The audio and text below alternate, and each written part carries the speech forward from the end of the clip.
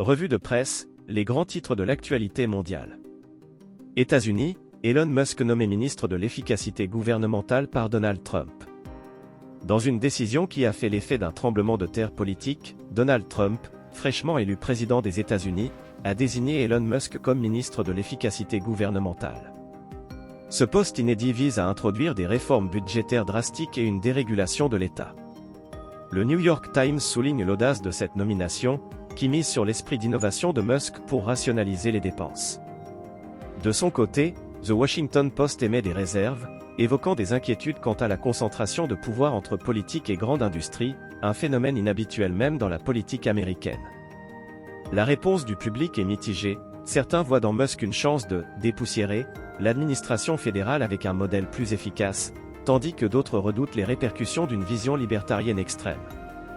D'après Forbes, Musk aurait investi des millions de dollars dans la campagne de Trump, utilisant sa plateforme X pour soutenir les messages républicains. L'annonce de cette nomination est perçue comme un renforcement des liens entre Trump et les géants de la technologie, un axe politique qui promet de nouvelles controverses. La Bolivie rejoint les BRICS, une nouvelle étape pour le bloc économique.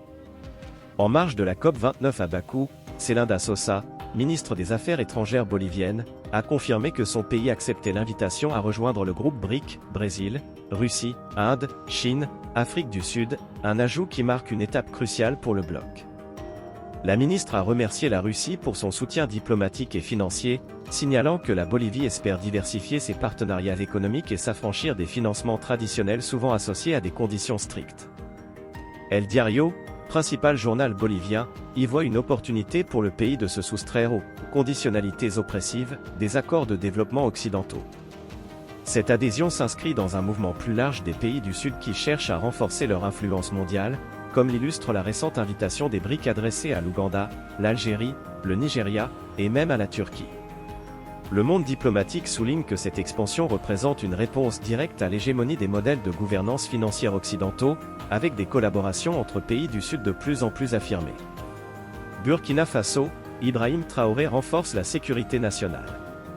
En Afrique de l'Ouest, le capitaine Ibrahim Traoré, président de la transition burkinabé, a pris des mesures pour renforcer la surveillance et la sécurité au Burkina Faso, un pays confronté à de violentes attaques terroristes. Lors du Conseil des ministres du 13 novembre 2024, l'administration burkinabé a annoncé la création de l'Agence nationale de surveillance du territoire, ANST, chargée d'assurer une couverture de sécurité aérienne pour repérer et neutraliser les menaces terroristes.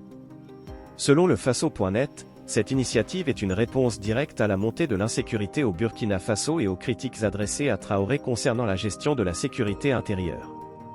L'agence sera directement rattachée à la présidence et collaborera avec les forces de défense et de sécurité. Le Burkina Faso, qui s'est récemment allié avec le Mali et le Niger dans l'Alliance des États du Sahel, continue d'élargir ses partenariats en matière de sécurité, notamment avec la Russie, au détriment des anciennes alliances avec la France. Sénégal, fin de l'accord de pêche avec l'Union européenne. Le gouvernement sénégalais a officiellement annoncé la fin de l'accord de pêche avec l'Union européenne, une décision qui prendra effet le 17 novembre 2024. Abdourahmane Diouf, ministre de l'Enseignement supérieur, a vivement critiqué affirmant que c'est le Sénégal qui a choisi de ne pas renouveler l'accord, et non l'inverse.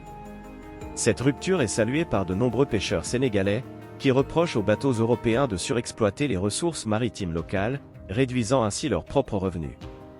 L'Observateur, quotidien sénégalais, rapporte que cette décision est en ligne avec la promesse des nouvelles autorités sénégalaises d'assurer une meilleure gestion des ressources naturelles au bénéfice de la population. La fin de l'accord devrait impacter une cinquantaine de chalutiers européens, majoritairement espagnols et français, qui pêchaient jusque-là dans les eaux sénégalaises. La ministre sénégalaise des Pêches, Fatou Diouf, a également souligné que l'évaluation des pratiques de pêche et de la transparence dans ce secteur demeurait une priorité pour le gouvernement. Analyse et perspective. Cette série d'annonces éclaire la diversité des stratégies géopolitiques et économiques actuellement en jeu, marquées par des prises de position fortes et des remaniements d'alliances. La nomination d'Elon Musk par Donald Trump ouvre un nouveau chapitre pour la gouvernance américaine, où la technologie pourrait bouleverser les traditions étatiques. Dans le même temps, le groupe des BRICS continue de s'étendre, renforçant un axe d'influence qui défie l'ordre économique mondial traditionnel.